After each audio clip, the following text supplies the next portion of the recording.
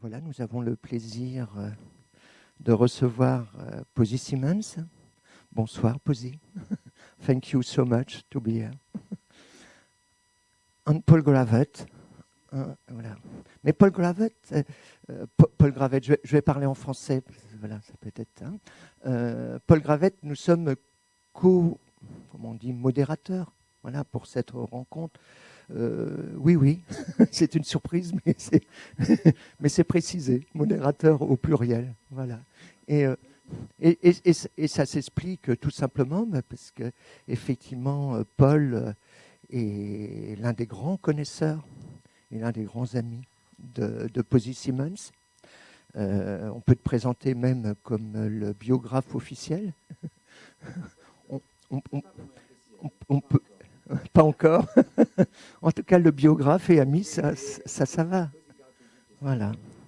Et c'est pour ça que je me permets donc de vous présenter donc chez De Noël Graphique, excellent éditeur, n'est-ce pas, Jean-Luc? Voilà. Donc So British. Voilà. Donc l'art de Posy Simmonds. Donc déjà. Posy Simmonds, quoi, et voilà, on a le grand honneur de te recevoir, Posy, comme Grand Boom, ville de Blois, avec cette magnifique affiche. Donc, voilà, déjà, bonsoir, vraiment bonsoir. Quoi, hein. Bonsoir. Voilà. Alors, pour commencer, on va parler de toi, évidemment, Posy, puis on va commencer peut-être par un petit regard, pas forcément long, parce que, évidemment, comme je vous ai dit, le temps est limité, mais sur cette bande dessinée britannique, finalement, on connaît relativement peu. Hein. On connaît évidemment la bande dessinée franco-belge, hein. On connaît le comics, on assimile ça d'ailleurs aux comics américains. Toi, Posy, tu étais... pour faire de la bande dessinée, sur laquelle on va revenir, tu étais d'emblée une lectrice de bande dessinée, de comics. J'avais de la chance parce que je lisais beaucoup de comics en anglais, mais c'était après la guerre mondiale seconde, il y avait beaucoup de familles américaines qui étaient dans notre village parce que leur père était dans l'armée américaine.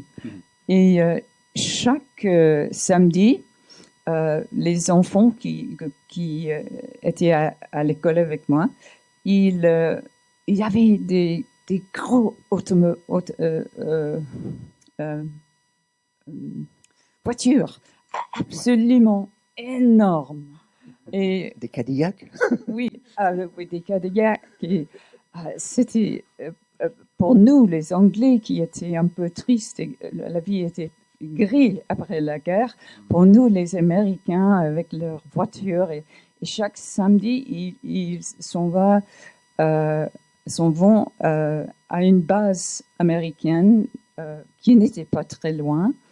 Ils rentrent avec Coca-Cola. C'était la première fois que j'ai goûté Coca-Cola et Hershey Bars et des comics américains. Et après, ils ont lu leurs comics, ils me donnent. Et je suis devenue la propriétaire d'un tas de Superman et Spider-Man et Casper the Ghost et tout.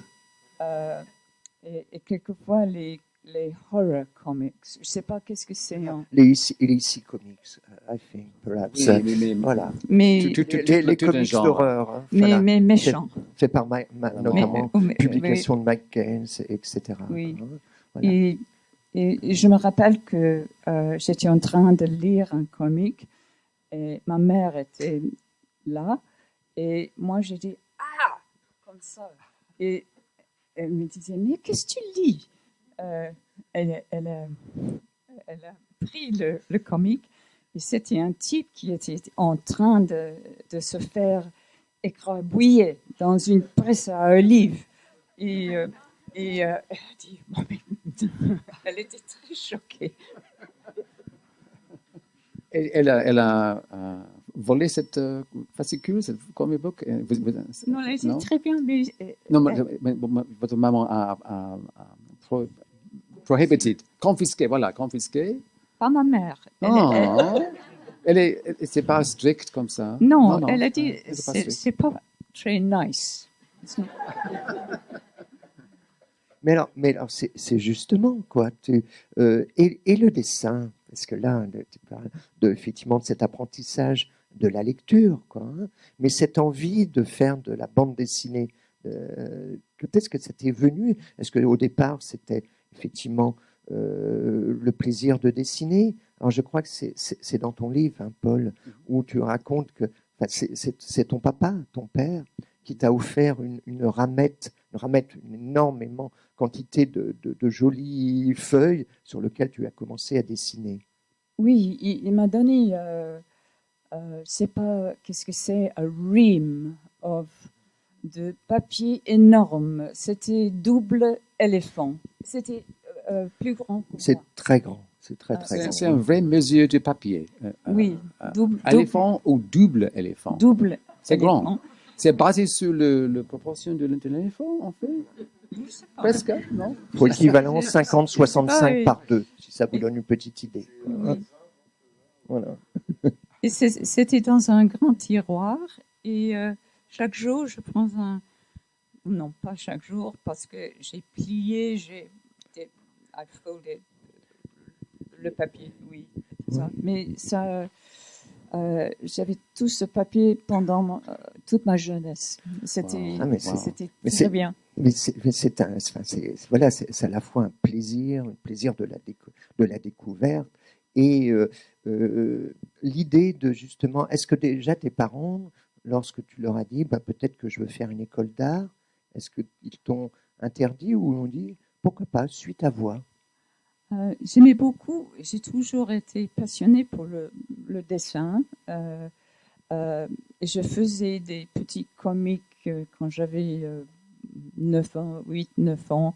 C'était parce que j'aime beaucoup les comics, j'aime bien le mélange des bulles avec le dessin. Et c'est aussi pour faire rire mes deux frères aînés, parce que mes deux frères, pour eux, les filles étaient un peu...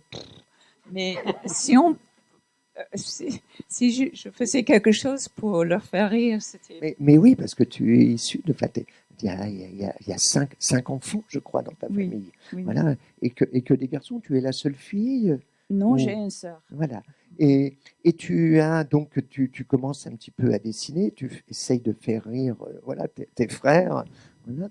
Il y a des histoires de romance aussi à un moment. Tu fais des histoires, pas des histoires d'amour, mais des petites histoires. C'est des premiers comics que tu fais toi-même. Oui. Je crois parce que à 11 ans, je suis allée à l'école en pension. Et c'était là où les comics c'était absolument défendu. Et donc, j'ai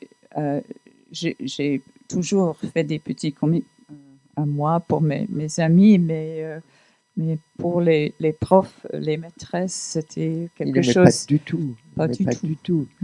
Mais alors justement, dans le livre que tu as consacré, Paul, on parle bien sûr de ton enfance, hein, et d'une enfance en fait qui est comme ça, qui a un côté un petit peu bucolique, hein, puisque tu es à la campagne, et voilà, je sais que vous en avez discuté ensemble, peut-être Paul, ou là, comment vous avez pu en parler et raconter un petit peu ces années où les animaux, on en voit beaucoup d'ailleurs dans tes graphic novels.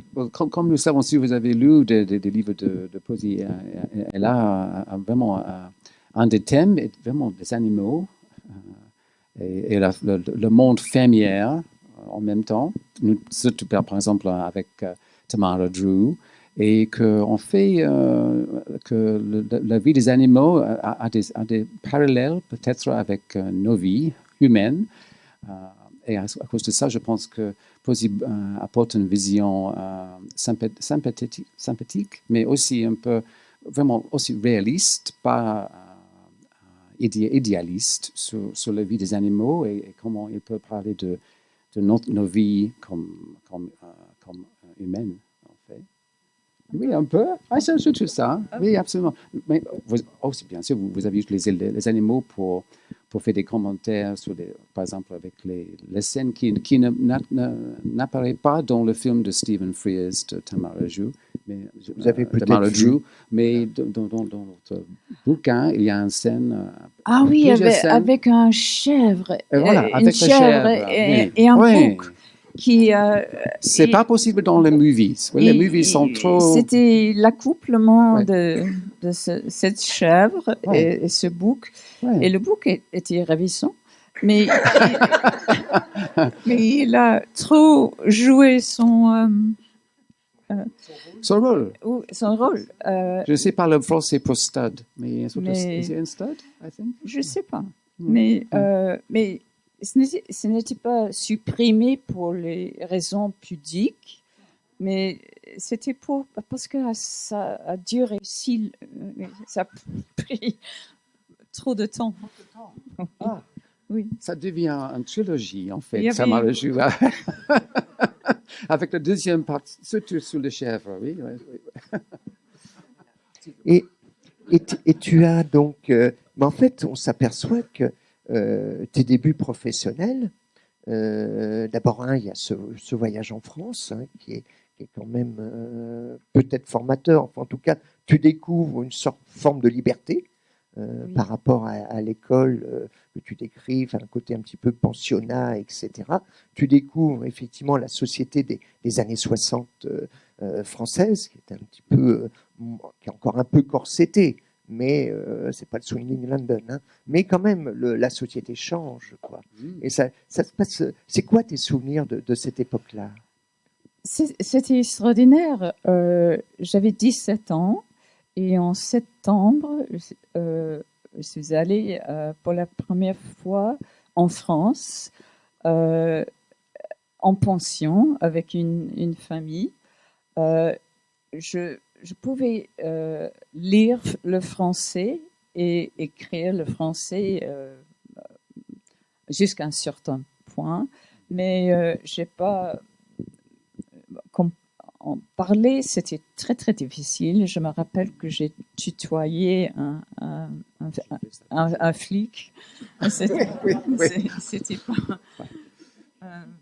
Et pour moi, parce que j'habitais la campagne, j'ai jamais habité la ville et pas une grande ville comme Paris.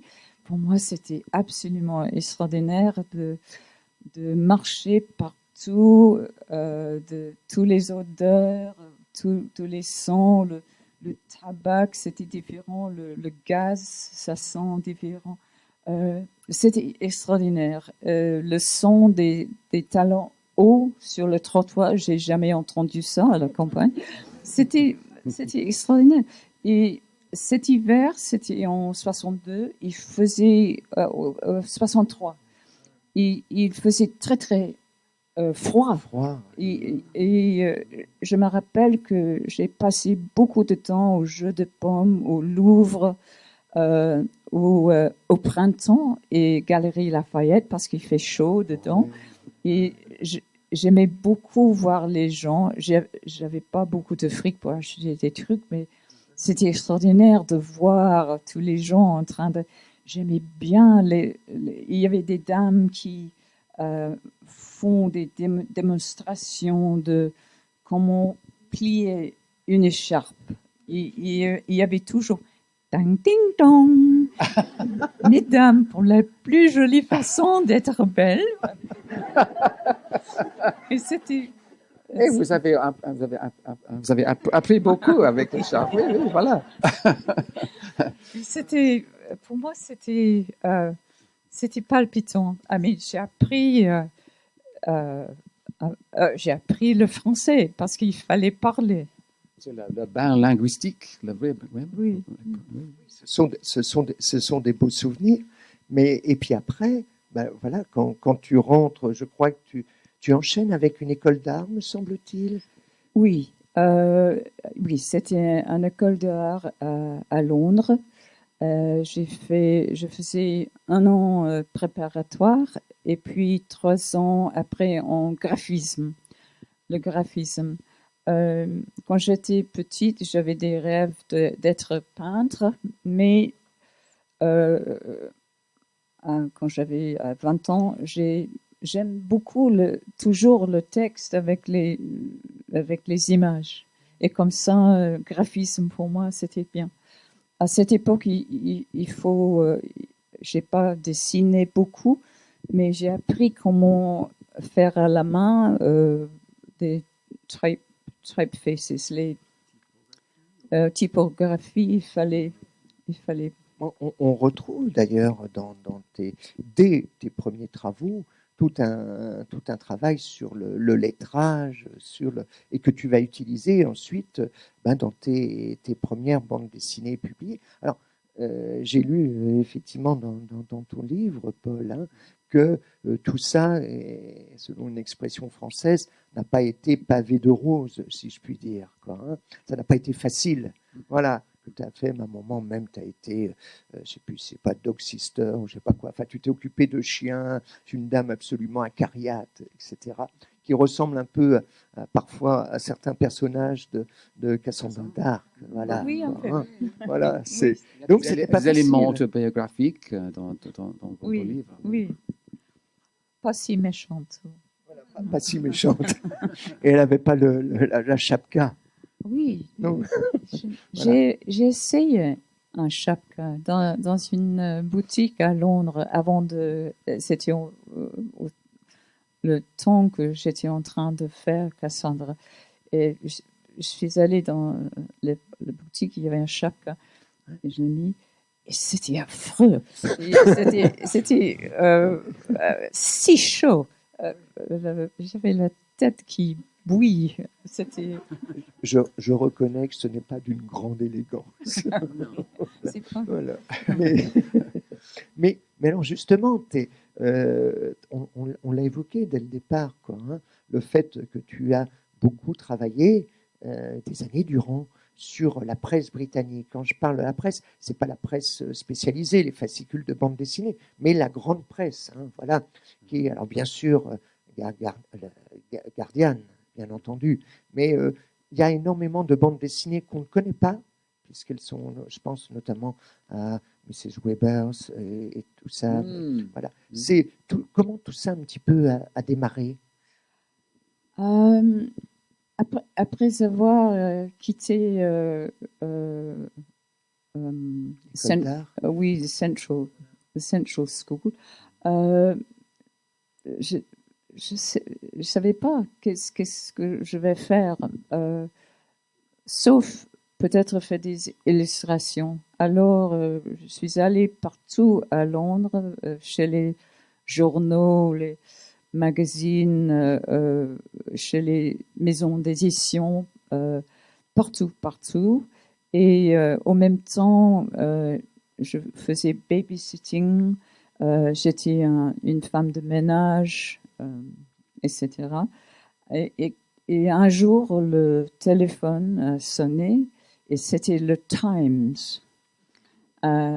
Et il y avait un trou dans la page, 5 petits trous. Il dit Can you come in?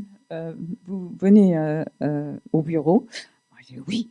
Parce que vous habitez près de... Oui, pas loin du Pas Times. loin, oui. Pas loin.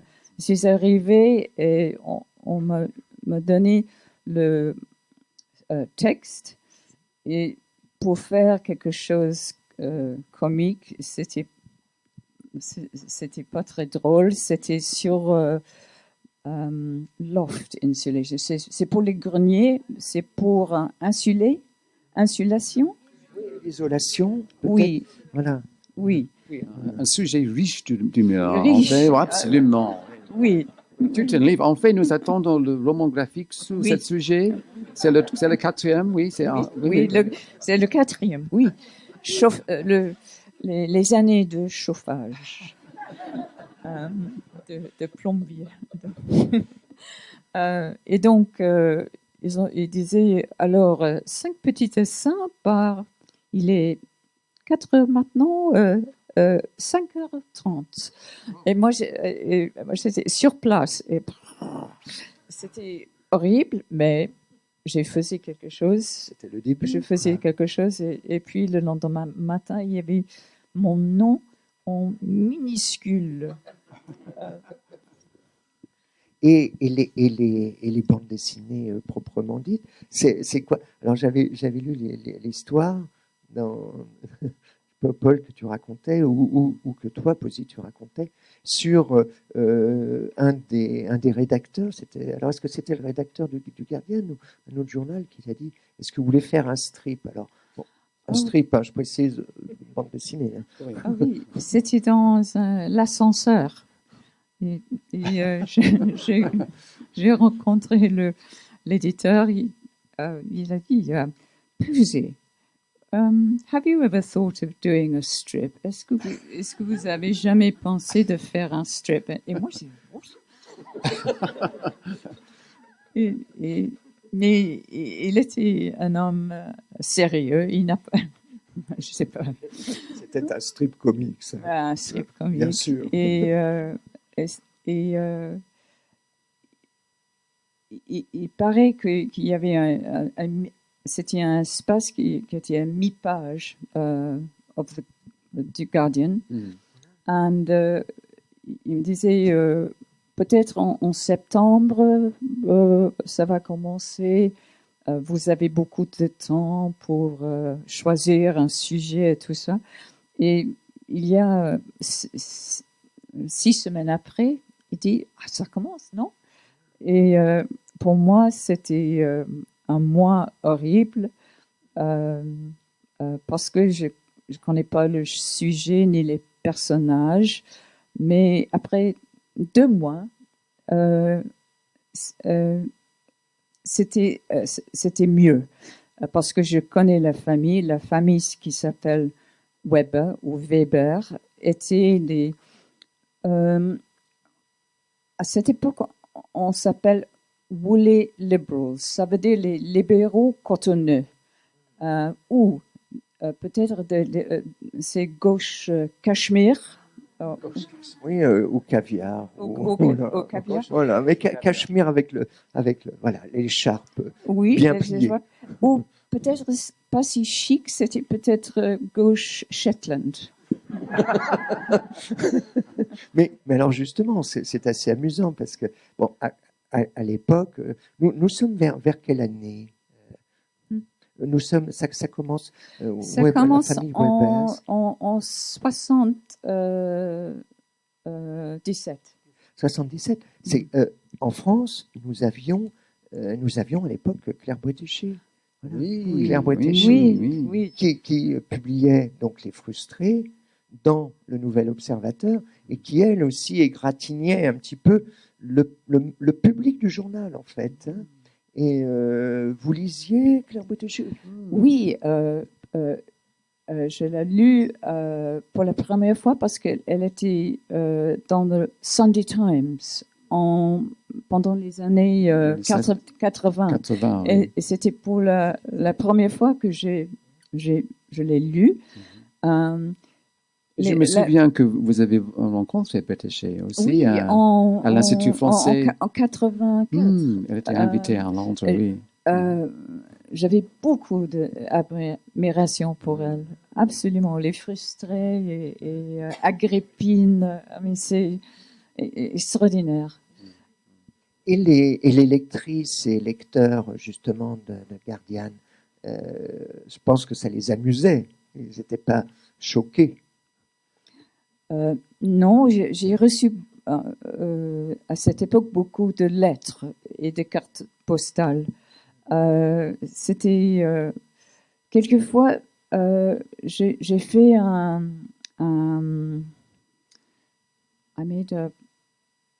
not a promise. I swore. J'ai juré que je ne dessinerai pas un train. Parce que chaque fois que je dessine un train, il y avait des gens... Les train spotters. Oui, les train spotters en Angleterre Les geeks. qui écrit des lettres en encre vert. Alors ce train ne marchait pas, sauf sur le région du Sud, et c'était raté en 82. Point virgule. Vous avez...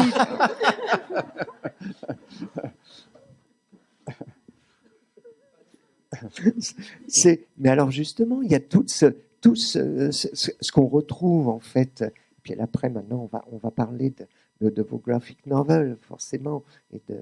C'est déjà, il y a toute une dimension à la fois littéraire, sociologique, déjà dans ces demi-planches, quoi. Hein. Mais comment on arrive justement à un moment, on propose, Gemma Bovary. Ça se passe comment? Oui, ça c'était. J'étais avec mon éditeur. J'ai fini le strip of the Webbers en 87 parce que tout est changé. Madame Thatcher était là. Pour les libéraux cotonneux, c'était un peu désuet. Quelque chose plus vorace. Ouais. C'est les yuppies. Oui, les yuppies. Oui, les yuppies. Oui. Et je voulais faire quelque chose d'autre. Et j'ai dit peut-être une histoire avec un fin. Mon éditeur dit OK. Alors, vous avez 100 épisodes. Ça va être publié tous les jours. Oui. Parce qu'auparavant, vos bandes dessinées étaient hebdomadaires, voilà. Auparavant, vos bandes dessinées dans Le Gardien étaient hebdomadaires, pas voilà, c'était oui. chaque semaine. Jour, hein. Oui, voilà. c'était chaque semaine, oui. Mais 100 épisodes, c'est ça? Enfin, 100 épisodes.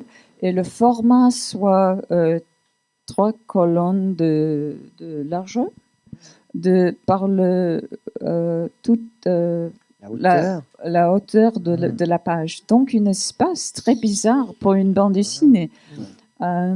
Et après quelques temps, c'était un espace que j'ai commencé à aimer très bien parce qu'on peut couper cet espace en tranches. On a la possibilité de toujours peut-être changer le temps ou la voix d'un personnage. C'était... Mais alors justement, cette idée de... Alors après, on va venir effectivement au fond et à la forme, mais parce qu'effectivement, ce grand format, enfin, ce format tout en hauteur, permet de faire des choses un petit peu différentes. On voit que effectivement, vous n'avez pas forcément envie de dessiner des trains dans chaque page. Donc du coup, il y a certaines scènes, vous mettez du texte, vous racontez l'histoire, et vous concentrez en fait sur le rapport humain entre les personnages, quoi. Hein. Oui. C'était au départ quand j'ai trouvé le sujet et c'était pas. Je suis allée en vacances en Italie et sur la terrasse d'un café, j'ai vu une très belle italienne. Avant, elle était en train de soupirer et nous avons pensé, mais quelle angoisse, quel ennui. Elle était entourée de tout son shopping très chic, dessous des chaussures et tout ça. Et elle était avec son amant, je crois, qui est traité comme un chien. Et nous avons dit, it's Madame Bovary de nos jours. Et ça me donnait l'idée. Quand je suis rentrée en Angleterre, j'ai dit à mon éditeur, bon, c'est Madame Bovary, mais elle est anglaise et moderne. Et j'ai relu Madame Bovary et j'ai mis le livre dans un tiroir parce que le grand Gustave, c'était quelque chose que son nuage derrière moi, c'est oui. Et donc j'ai commencé, mais 100 épisodes, c'est pas beaucoup. Il y a beaucoup d'histoires de bourrées dans les planches. Et c'était pour ça que j'ai écrit beaucoup de textes. D'abord, parce que pour les lecteurs qui payent, je sais pas, un livre par jour, c'était aussi pour en avoir pour leur argent. Beaucoup de choses à lire. Et comme ça, j'ai bourré toutes les planches de l'intrigue. Oui, mais je pense aussi qu'avec ce format, c'est vraiment un peu comme nous lisons un quotidien, un journal, en fait, avec le mixage de textes et d'images. Et ça, enfin, je me souviens que quand j'ai vu le premier épisode, je pense, oh mon Dieu, qu'est-ce que fait Posey ici?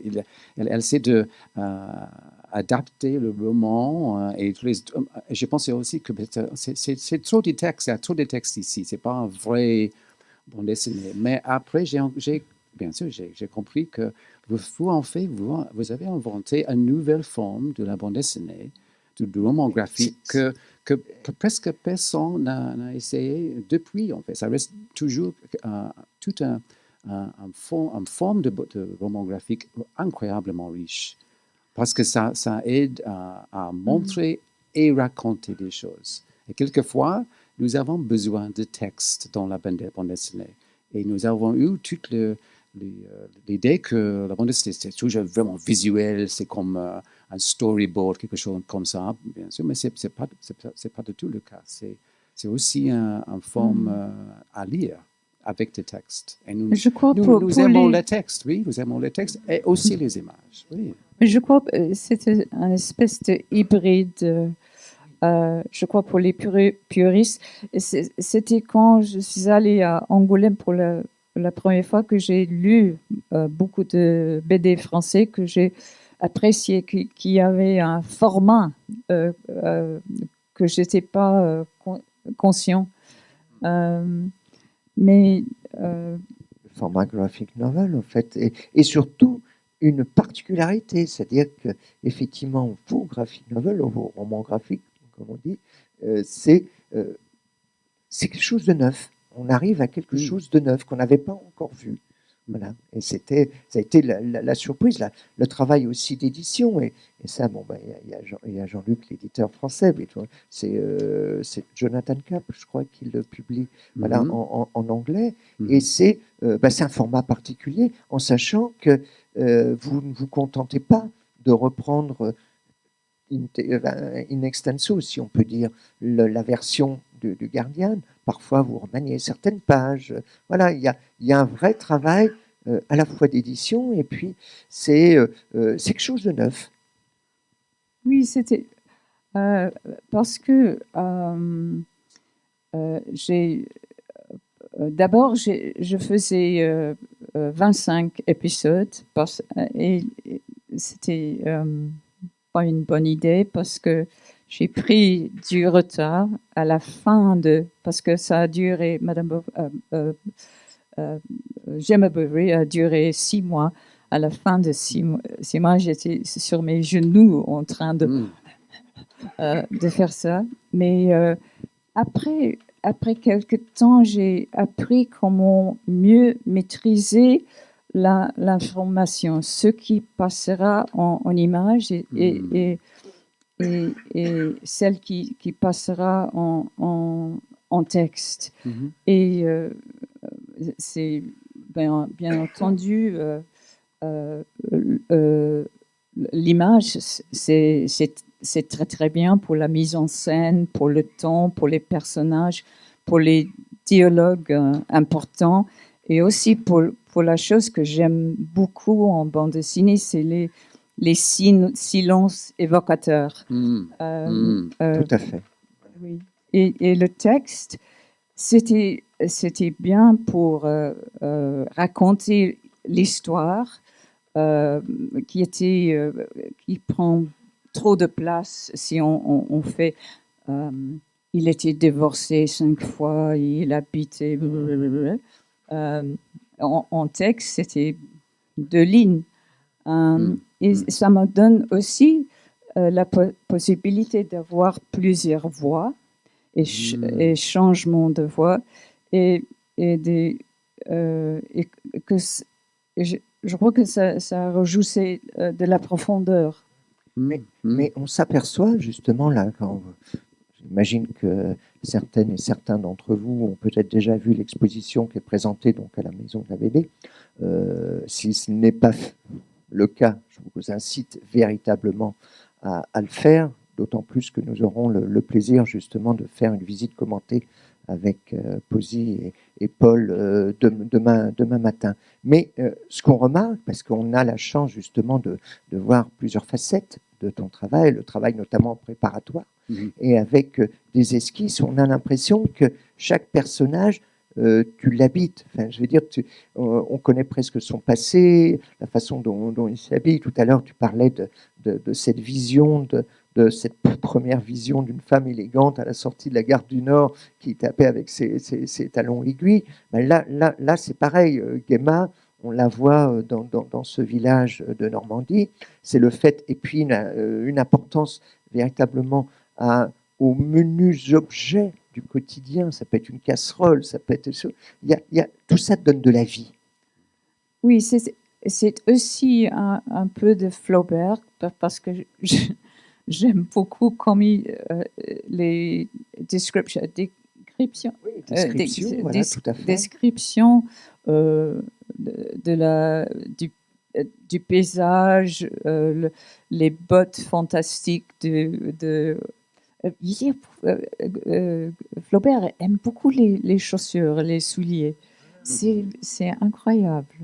Mais j'aime beaucoup tous ces détails qui donnent une richesse dans son texte. Et j'ai copié un peu. Mais vous êtes vraiment aussi quelqu'un vraiment observatrice pour trouver vos acteurs, vos personnages. Et aussi, je pense que vous essayez quelquefois à devenir même presque les personnages. Vous avez tout cherché le voix. Et quelquefois, je pense que votre mari entend ces Posy qui parlent à elle-même, elle devient folle. Ou quelque chose. Non, mais c'est un sorte de casting couch. Vous êtes acteur, actrice. Il faut trouver la voix. Oui. C'est important. Dans Gemma Bovary, il y a le boulanger qui s'appelle Raymond Joubert. Voilà. Joubert. J'ai vu un prototype de Joubert dans un bar en Bretagne et qui m'a fascinée. Et j'ai fait un petit croquis de lui. Et dès que j'ai eu l'idée, je commence à dessiner les personnages dans un carnet. Et c'est un peu comme un casting couch. On dessine une figure, les yeux, le nez. Oh, je n'aime pas le nez, avec une gomme. Un autre nez. Et la bouche barbue, les tifs, non. Et petit à petit, ça prend forme. Avec Joubert, sa voix. Dans l'édition française, c'est pas forcément évident. Mais en anglais, je lui ai donné un accent français et quelques mots qui n'existent pas en anglais, comme he would say, I have a lot of nervosité. Et pour mes lecteurs anglais, ça fait français.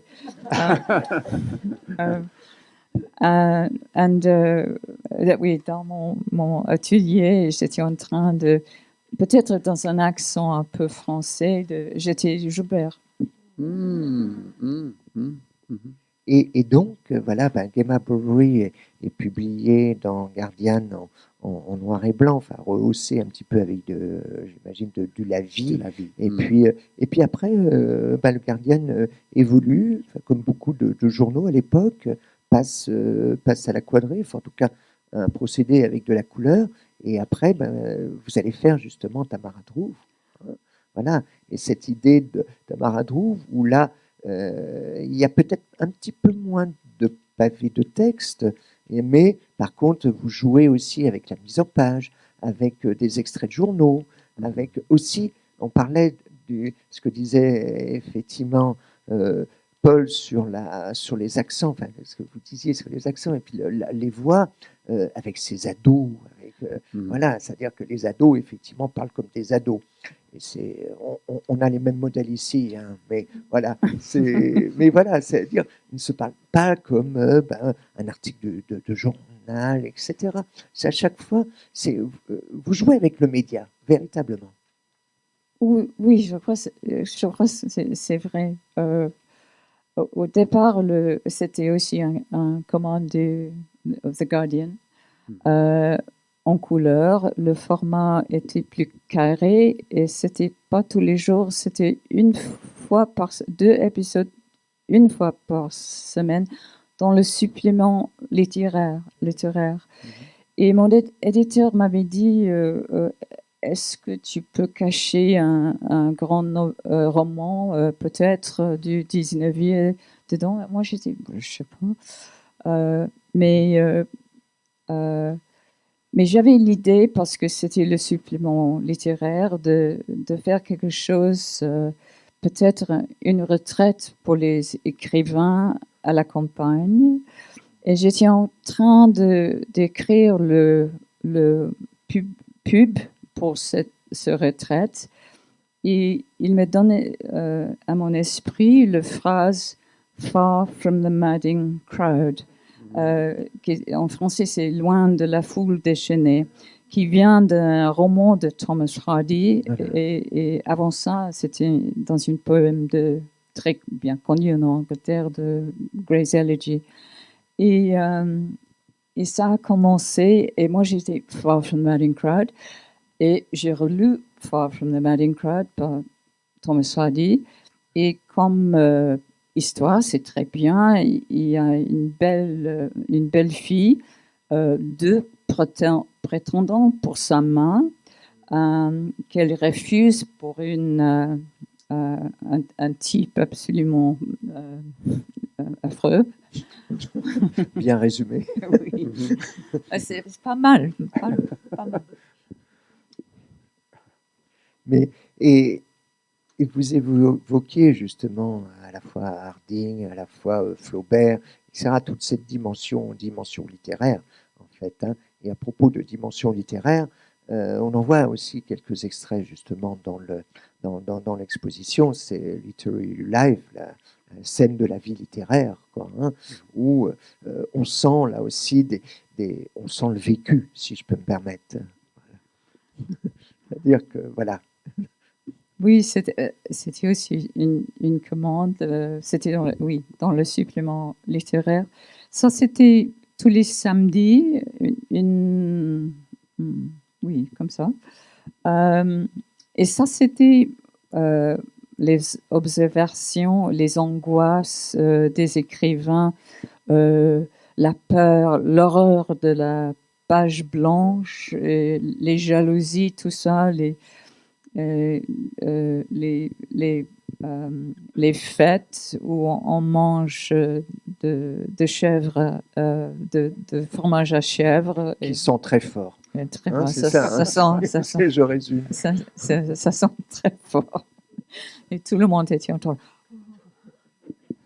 Et ces bandes dessinées aussi vous inspirent de vos visites au festival littéraires, par exemple comme Hay on Wye, parce que vous avez eu des livres édités déjà de la bande dessinée de Guardian, bien sûr aussi Gemma et Tamara, et vous êtes dans la circuit avec tous les vedettes, avec les auteurs superstars, tout comme ça. Et enfin, vous avez fait un reportage, je me souviens, pour Le Gardien sur Hay on Wye, qui est un festival très connu. C'est tout un sujet riche à satiriser, à commenter. Oui, c'est très. Bien sûr, on parle de la littérature et c'est très sérieux. Ou l'actualité, c'est très sérieux. En même temps, il y a beaucoup de adultère. Adultère. En français, on dit adultère. Si. Voilà, et on sent surtout effectivement les jalousies, les mesquineries. Quoi, hein, les mesquineries. Voilà. Et je pense que vous avez aimé aussi que vous avez une liberté que vous pouvez faire. Vous n'avez pas seulement un grand texte comme Hardy ou Flaubert, vous avez la liberté de essayer des approches différentes. Quelquefois, vous faites un grand dessin, comme un dessin d'humeur, plein page, et vous avez des personnages qui peuvent réapparaître et des petites histoires aussi. Oui. C'est riche. Oui, The Guardian, c'était très bien parce qu'il me laisse très libre de faire. Au début, dans les années 70, il ne faut pas jurer, même dit Dieu. Il ne faut pas. Il ne faut pas. Mais alors, on va, parce que l'heure tourne, hein, mais on va juste évoquer évidemment Cassandra Dark, hein, et puis on va citer, hélas, on n'aura pas le temps d'évoquer toute la partie jeunesse, mais que vous allez découvrir demain, si vous venez effectivement faire la visite de l'exposition. Quand même, Cassandra Dark, vous faites quand même un personnage qui pourrait être tout à fait odieux. Il y a un côté un peu Scrooge, le personnage de Dickens, elle est radine, elle est mesquine, elle aime pas voilà, elle aime personne, en gros, peut-être à part elle. Elle est gourmande, mais trop, enfin, c'est en surcharge, qu'on appelle surcharge pondérale. Voilà. Et malgré tout ça, malgré sa chapka, qui est quand même effectivement pas très, très esthétique, vous réussissez à en faire un personnage profondément sympathique. Oui, au fond, ça me plaisait de faire un monstre, quelqu'un misanthrope et méchante et riche et grosse.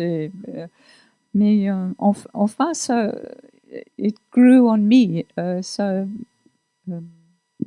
Il y a une empathie, il y a une véritable. On sent que vous l'aimez, ce personnage, quelque part. Oui, je ne dis pas que voilà, mais véritablement, quoi. Hein. Mais c'est parce que voilà, on sent que vous habitez effectivement chacun de vos personnages. Et puis c'est drôle. Et par contre, cette histoire, pour des raisons de délai, n'avait pas pu être publiée dans The Guardian, je crois. Oui, et peut-être c'était bien parce que je suis plus âgée et j'ai mal au dos. Et c'était mieux de le faire lentement.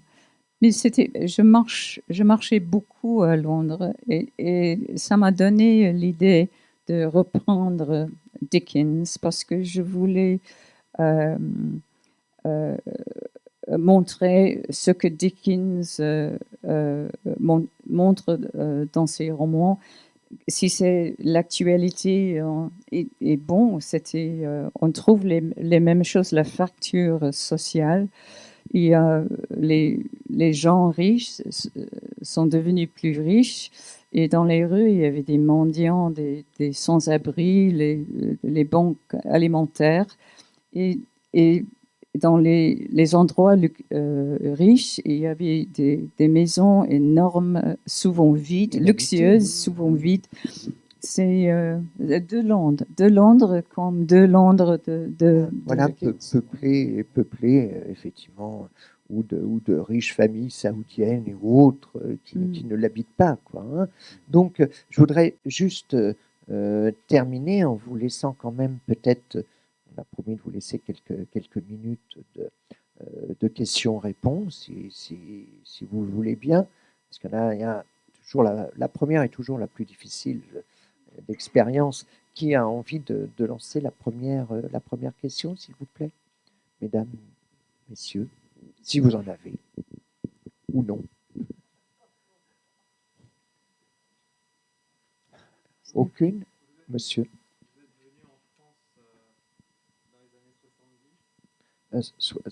Oui, un peu plus jeune, non? Plus jeune dans les années 60. 62. Voilà.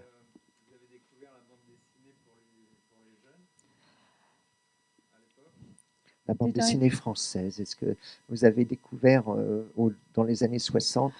Je crois qu'il y avait pas pour les jeunes, mais Harakiri. Je me rappelle le journal bête et méchant, et c'était une surprise. Et les dessins de réserve.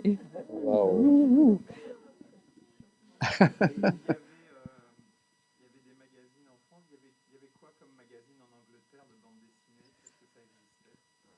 Paul? Oui, ben, en même temps, peut-être que vous avez découvert Private Eye, qui est pas aussi méchant visuellement, mais c'est méchant avec des textes, des commentaires. Punch qui était sauf. Oui, un peu trop sauf. Oui, c'est pas l'âge d'or de Punch. Ouais. Et vous avez grandi aussi avec la bande dessinée pour les filles, la bande dessinée romantique, aussi les love stories, tout ça. Oui, oui. Oui, nous avons des choses riches en Angleterre aussi. Ouais, ouais. D'autres questions, monsieur?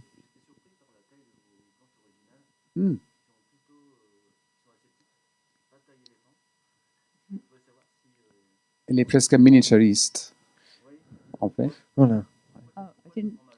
Je suis Small scale of your artwork.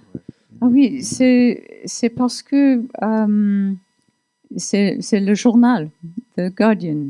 Dit, il faut... J'ai un geste. Elle utilise toujours les mêmes papiers de son papa. Ça dure. C'est à cause de ça. Il n'y a pas beaucoup qui restent. Il y a seulement un éléphant qui reste pour l'instant. Non. Le gardien impose, c'est A3 pour oui.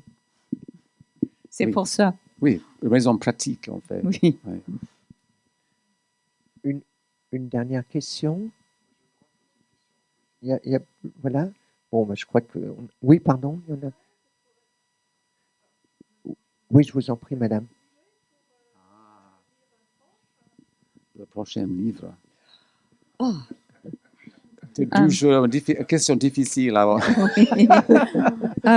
Ça a commencé. Mais dans un grand carnet, je suis en train de dessiner les personnages. Je connais l'histoire un peu. C'est comme ça. C'est un peu flou.